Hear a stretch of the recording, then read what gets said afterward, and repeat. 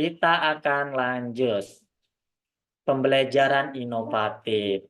Nah, Bapak Ibu kalau dengar kata inovatif, kata apa nih yang Bapak Ibu tangkap nih? Boleh pakai kolom chat dulu deh, pakai kolom chat Zoom-nya ya gitu ya. Kalau pembelajaran inovatif itu pembelajaran yang seperti apa? Mungkin ada yang berbeda dengan tampilan di layar Bapak Ibu. Boleh Bapak Ibu share. Kalau dengar kata inovatif itu apa gitu? Mungkin ada yang berbeda dari yang saya tandain di layar Bapak Ibu. Nah, kalau ngomongin pembelajaran inovatif, yaitu pendekatan atau metode pembelajaran yang melibatkan pendekatan baru, strategi, dan penerapan teknologi yang bertujuan untuk menciptakan pengalaman pembelajaran yang lebih efektif, relevan, dan menarik. Nah, itu Bapak Ibu ya tujuannya, di mana kita menciptakan pembelajaran yang baru, pendekatan-pendekatan baru, strategi-strategi baru, penerapan teknologi sesuai saat ini. Tujuan akhirnya tetap kepada pembelajaran ke murid, Bapak Ibu. Semuanya berpusat kepada murid, muaranya nanti ujungnya juga ke murid, yaitu efektif, relevan, dan menarik. Sehingga dapat meningkatkan keterlibatan, meningkatkan motivasi, dan juga meningkatkan hasil belajarnya atau pencapaian dari peserta didik kita. Nah, selanjutnya Bapak Ibu, tadi sepertinya belum terjawab ya, mungkin kolom chatnya agak terkunci nih mungkin. Nah, kita lanjut ke sini aja Bapak Ibu ya. Satu kata tentang inovasi nih. Ini kepanjangan waktunya, saya kasih waktu 30 detik saja Bapak Ibu. Pembaruan. Keren, inovasi itu keren. Inovasi itu hal baru. Pembaruan, pembaharuan. Inovasi itu sesuatu yang menarik, sesuatu yang mantap, penemuan baru, penemuan amazing. Itu ya Bapak Ibu ya.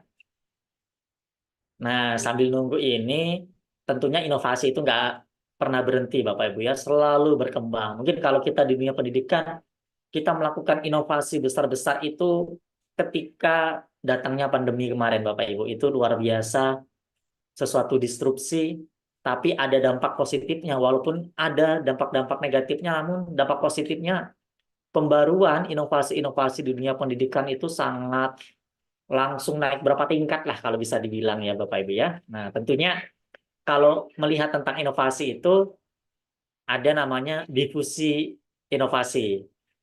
Ada namanya difusi inovasi di mana ketika orang itu mendapatkan atau menerima suatu inovasi baru itu berbeda-beda tanggapannya Bapak Ibu. Ada yang menerima, bahkan ada yang menolak nih Bapak Ibu. Ada yang menerima pembaruan nih. Bahkan ada golongan yang menolak pembaruan. Pastinya kita menemukan ya Bapak Ibu ya di lokasi kita masing-masing, di instansi Bapak Ibu masing-masing. Ada yang langsung menerapkannya nih. Ada yang nunggu-nunggu dulu nih. Kalau udah ada hasilnya baru diikuti. Tapi ada juga ya Bapak Ibu ya yang menolak dari perubahan atau inovasi-inovasi itu. Oke, terima kasih. Di sini yang paling banyak ada pembaharuan, pembaruan, hal baru, penemuan. Oke, ini yang paling banyak jawaban-jawabannya.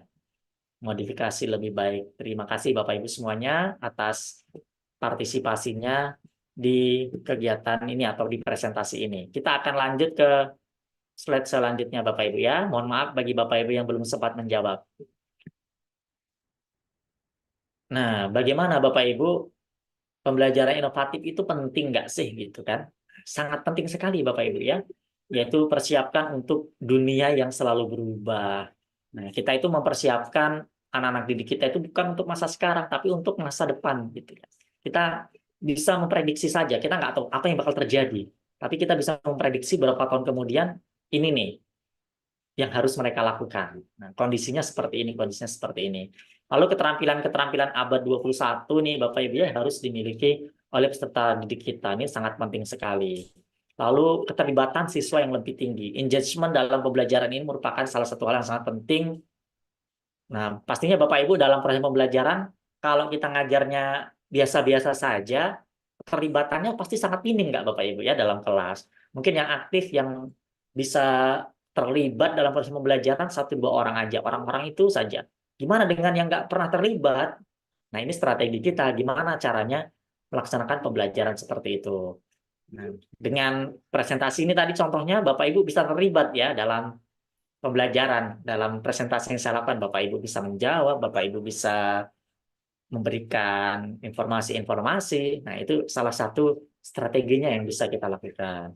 Lalu pemecahan masalah dan kreativitas. Problem solving ini dan creativity ini merupakan hal yang sangat penting ya Bapak Ibu yang harus dimiliki oleh kita semuanya, harus dimiliki oleh murid-murid kita.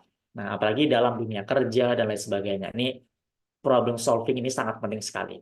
Lalu pembelajaran seumur hidup seperti di prinsip pembelajaran di kurikulum Merdeka tadi. Selanjutnya, Bapak Ibu, ada beberapa karakteristik pembelajaran kreatif dan inovatif. Nah, tentunya sangat banyak sekali sebenarnya dari berbagai sumber. Ini saya rangkum saja beberapa yang menurut saya penting, di mana pembelajaran kreatif dan inovatif itu yang pertama memiliki prosedur yang sistematis. Lalu yang kedua, hasil belajar tetapkan secara khusus, memiliki ukuran keberhasilan peserta didik, lalu penetapan lingkungan belajar secara khusus dan adanya interaksi. Nah, lagi-lagi interaksi ya Bapak Ibu ya di sini ya. Bagaimana inovasi itu bisa memberikan interaksi antara mereka sesama murid, dengan kita, dengan guru, bahkan dengan lingkungannya itu harus ada interaksi. Nah, ini hal-hal yang tidak bisa kita pisahkan dalam proses pembelajaran itu yaitu adanya interaksi. Dan juga ada hal-hal penting dalam pembelajaran yang inovatif seperti apa ya Bapak Ibu ya. Yaitu yang pertama ada penerapan medianya, modelnya, pendekatan, strategi dan metodenya seperti apa, lalu pengintegrasian pembelajaran dengan digitalisasi. Ini saya garis bawahi di sini aja ya Bapak Ibu ya. Ini Bapak Ibu bergabung di sini karena tertarik dengan judul diklat kali ini yaitu kita fokus ke dalam gamifikasi berbasis game digitalisasi nih Bapak Ibu. Ini saling berkaitan.